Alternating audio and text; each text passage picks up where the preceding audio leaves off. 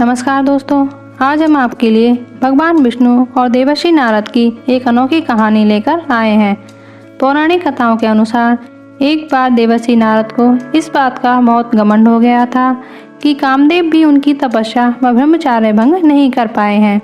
देवर्षि नारद कैलाश पर्वत पर पहुँचे। देवर्षि नारद ने यह बात भगवान शंकर को बताई, लेकिन महादेव ने कहा कि इस बात को भगवान विष्णु के सामने इतने अभिमान के साथ मत कहना। शिव के मना करने के बाद भी नारद मुनि भगवान विष्णु के पास पहुँचे और यह बात भगवान विष्णु को बताई। तब भगवान समझ गए थे कि नारद मुनि में अहंकार आ गया है। इसे खत्म करने के लिए भगवान विष्णु ने एक योजना बनाई। नारद मुनि भगवान विष्णु को प्रणाम कर आगे बढ़ गए।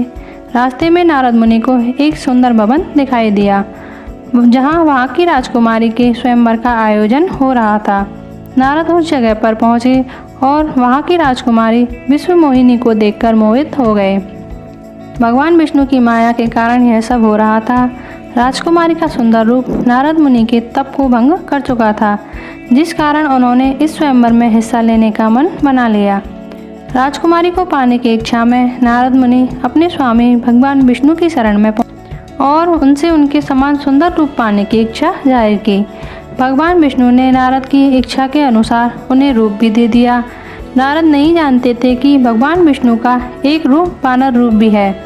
हरि रूप लेकर नारद उस स्वयंवर में पहुंच गए। उन्हें अपने आप पर इतना अभिमान हो गया था कि उन्होंने एक बार भी अपना चेहरा नहीं देखा। नारद मुनि को इस बात पर विश्वास हो गया कि हरि रूप को देखकर राजकुमारी उन्हीं के गले में वरमाला पहनाएगी, लेकिन ऐसा नहीं हुआ। राजकुमारी ने सभी राजकुमारों को देखा, लेकिन उन्हें देखकर उनको निराशा हुई। तब भगवान विष्णु वहाँ प्रकट हुए, लेकिन उन्हें किसी ने भी नहीं देखा। भगवान विष्णु को सिर्फ राजकुमारी ने ही देखा था।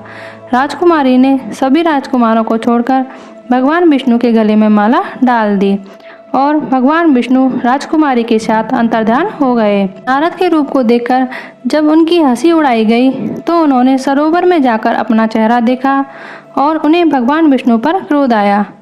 क्रोध के वश में आकर नारद जी ने भगवान विष्णु को श्राप दे दिया और कहा कि जैसे मैं स्त्री के लिए धरती पर व्याकुल था, वैसे ही आप भी मनुष्य रूप में जन्म लेकर स्त्री के वियोग से व्याकुल होकर धरती पर भटकेंगे और उस समय आपकी सहायता वानर ही करेंगे। लेकिन जब भगवान की माया का प्रभाव हटा, तब नारद मुनि को अपनी गलती का एहसास हुआ और उन्होंने भगवान से तुरंत क्षमा मांगी। अगर आपको वीडियो अच्छी लगी हो तो लाइक करें, शेयर करें और सब्सक्राइब करें।